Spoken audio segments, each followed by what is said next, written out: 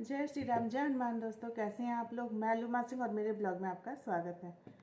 तो फ्रेंड्स, आ गया साल का तीसरा सबसे शक्तिशाली मंगलवार, जो कि पड़ रहा है 27 मई को।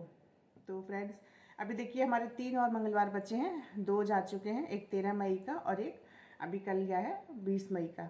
तो अभी ये पड़ रहा है 27 मई को। तो फ्रेंड्स, यदि आप लोग पिछली बार नहीं कर पाए हैं, क्योंकि बहुत रीज़न हो जाते हैं कि हम बिज़ी हो जाते हैं, कहीं कुछ ना कुछ दिक्कत हो जाती है या फिर कोई कहीं फंसे रहते हैं, तो हम नहीं कर पाते। तो फ्रेंड्स, आप अगले मंगलवार ये उपाय कर सकते हैं, जो कि पड़ रहा है 27 मई को। तो फ्रेंड्स, हमें करना क्या है, एक उपाय और बताऊंगी फ्रेंड्स मैं आपको इसमें, उससे आपकी मनोकामना 100% पूरी होगी। करना क्या है फ्रेंड्स आपको, कि आप सुबह ब्रह्म मुहूर्त में नहा धो लें। नहाने धोने के बाद हनुमान जी के मंदिर के आगे बैठ जाओ। फ्रेंड्स, आपको अलग से चौकी लगाने की कोई ज़रूरत नहीं। कहते हैं जो हमारे घर में मंदिर है तो हम उसमें ही हनुमान जी का आह्वान कर सकते हैं। तो आप अपने मंदिर को साफ़ कर लीजिए, चाहे तो रात में साफ़ करके डाल दीजिए, यदि आपके पास टाइम है तो सुबह में कर लीजिए। वैसे तो रात में ही कर दीजिए, क्योंकि सुबह इतने ब्रह्म मुहूर्त में हमारे पास टाइम नहीं होता कि मंदिर सफाई करें। तो आप उसकी साफ़ सफाई कर दीजिए अच्छे से, और बस हनुमान जी के आगे बैठ जाइए। और आपके पास एक हनुमान जी की होनी चाहिए फ़ोटो, और एक गणपति जी की और राम जी का दरबार होना चाहिए। यदि पंचमुखी है तो बहुत अच्छी बात है, नहीं है तो कोई बात नहीं है।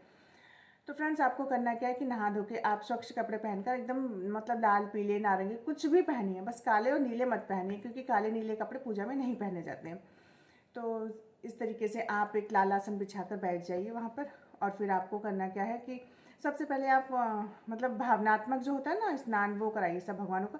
ऐसे हाथ में गंगा जल ले लीजिए, जितने भी भगवान है आपके मंदिर में सबको स्नान करो स्नान करो स्नान करो, ऐसे करके 3 बार करके हमें उन पर छिट्टे दे देने हैं, तो वो हमारा भावनात्मक स्नान हो जाता है। तो इस तरीके से हम सबको स्नान कराएंगे सबसे पहले, फिर गणपति जी को, फिर राम जी को और हनुमान जी को, फिर हम आसन देंगे और उनको आवाहन करेंगे। तो फ्रेंड्स, जब हमने उनको आवाहन कर लिया तो हमारे तीनों देवता आ चुके हैं। और सब ये बहुत ज़रूरी है फ्रेंड्स कि हम कोई भी पूजा करें उसमें पहले हमें भगवानों का आवाहन करना चाहिए, क्योंकि जब हम आवाहन नहीं करते हैं तो कुछ मतलब पूजा पूरी नहीं मानी जाती है। तो आवाहन करेंगे हम और सबको मतलब उनको स्थान देंगे। उसके बाद फ्रेंड्स हम तिलक करेंगे सारे भगवानों को, सबसे पहले गणपति जी को, फिर राम जी को, फिर हनुमान जी को। तिलक करने के बाद फ्रेंड्स हम पुष्प अर्पण करेंगे। पुष्प ऐसे गुलाब के मिल जाए तो बहुत अच्छी बात है, यदि नहीं मिल रहा है तो कोई बात नहीं, आप कोई भी पुष्प चढ़ा दीजिए। भगवान सिर्फ भाव देखते हैं और कुछ नहीं। वैसे लाल पुष्प उन्हें बहुत पसंद है। तो आपने इस तरीके से उनका तिलक कर दिया, उनको पुष्प चढ़ा दिए। उसके बाद आप क्या करेंगे फ्रेंड्स, दीपक जलाएंगे। दीपक जलाएंगे आप तिल के तेल का, या फिर सरसों के तेल का, या फिर चमेली के तेल का, देसी घी का, जैसे भी आपकी मतलब घर की स्थिति है वैसे जला लीजिए। ऐसा कुछ भी नहीं है कि आपको यही जलाना वो जलाना, नहीं। जैसी हमारी यथाशक्ति है वैसा ही दीपक जला देते हैं। अब क्या करेंगे फ्रेंड्स, दीपक जल गया हमारा, फिर हम धूप धूप भी लेंगे, धूप जला के रखेंगे वहीं पे। ये हो गया। अब फ्रेंड्स, हमें क्या करना है कि आरती के टाइम के लिए हमें 2 लौंग और थोड़ा सा कपूर भी रखना है। कहते हैं फ्रेंड्स, हमें कोई भी आरती हो ना उसमें लौंग और कपूर जरूर यूज़ करना चाहिए। कपूर आरती बहुत ज़रूरी होती है, उससे सब भगवान प्रसन्न होते हैं। तो आप जब आरती करें तो लौंग और कपूर की आरती जरूर करें। अब क्या करना फ्रेंड्स आपको, कि एक जटा वाला नारियल लेना है फ्रेंड। जटा वाला नारियल लेंगे, उसके ऊपर आप केसरिया उससे तिलक करेंगे। हनुमान जी का जो सिंदूर होता है उससे तिलक कर दीजिए। उसके ऊपर 1.25 मीटर लाल कपड़ा लपेट दीजिए। और जब आप कपड़ा लपेटेंगे उस पर, और मौली से जब आप उसको 7 बार इस तरीके से लपेटेंगे, तो आपको ओम हन हनुमते नमः, ओम हन हनुमते नमः का आपको जप करना है। और इस तरीके से आप उसको लपेट के उसके बाद उसको साइड में रख लेंगे। और एक आप कागज़ लेंगे, प्लेन ले लीजिए, और लाल रंग के पेन से, कोई भी पेन चलेगा, काला छोड़कर कोई भी ले लीजिए। और एक पेन से अपनी विश लिखिए उस पेपर पे। सबसे पहले यदि आपको भोजपत्र मिलता है तो आप वो भी यूज़ कर सकते हैं, बहुत अच्छा मानते हैं भोजपत्र। तो आप अगर मिल जाए तो अच्छा, नहीं है तो प्लेन पेपर भी यूज़ कर सकते हैं, ऐसा कुछ भी बंधन नहीं है। तो आप उस पर क्या लिखेंगे, सबसे पहले ऊपर गणेश जी का क्या लिखेंगे, ओम गंग गणपतये नमः, ओम गंग गणपतये नमः, ओम गंग गणपतये नमः। 3 बार आप गणेश जी का लिखेंगे। फिर श्री राम जय राम जय जय राम, श्री राम जय राम जय जय राम, हाँ, राम जी का लिखेंगे। उसके बाद आप बीच में अपनी विश लिखेंगे। फ्रेंड्स, आपको विश लिखनी है अपनी 7 बार, 11 बार या फिर 21 बार, जैसा भी आपका पेपर हो उस हिसाब से आप लिख लीजिए उसमें। और बस आपने अपनी विश लिख दी। ऊपर आपने गणपति जी का सबसे पहले नाम लिख दिया, फिर राम जी का, उसके बाद अपनी विश। और चारों तरफ से आप उसके राम राम राम राम राम राम करके जो भी पेज खाली बचा आपका पूरा भर दीजिए। और लास्ट में हनुमान जी का भी लिख दीजिए, जय श्री राम जय हनुमान।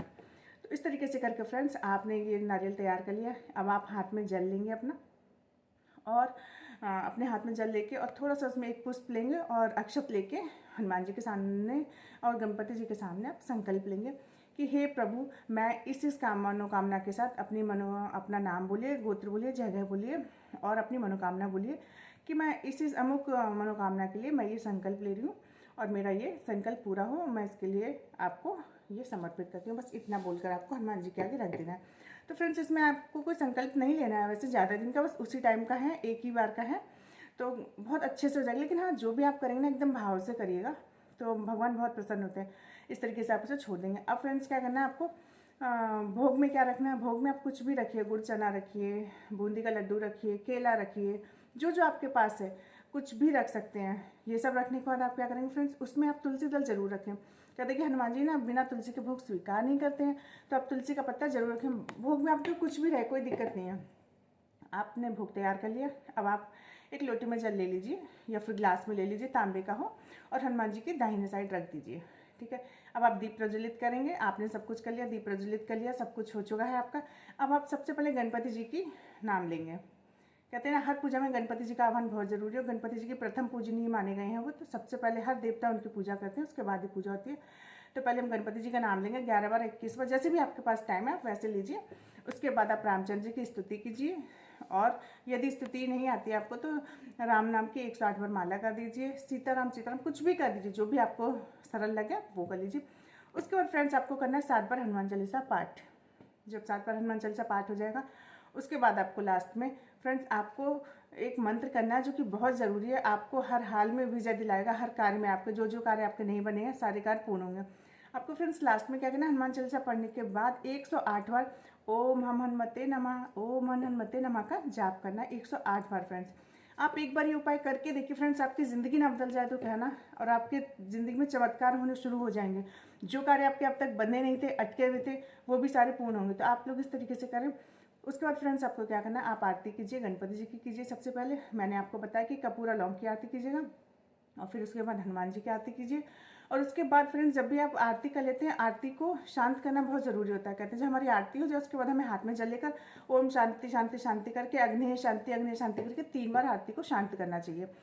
तो इस तरीके से हम बस पूरी पूजा कर लेंगे, और लास्ट में हनुमान जी के आगे हाथ जोड़कर प्रार्थना करेंगे, हे हनुमान जी महाराज, जो भी आप उनको मानते, पिता मानते, भाई मानते, कि मेरी ये जो अर्जी मैंने लगाई इसे स्वीकार कीजिए, और बस हम सब पर अपनी कृपा दृष्टि बनाए रखिए। हमारे जो भी बिगड़े और रुके हुए कार्य उन्हें पूरा कीजिए।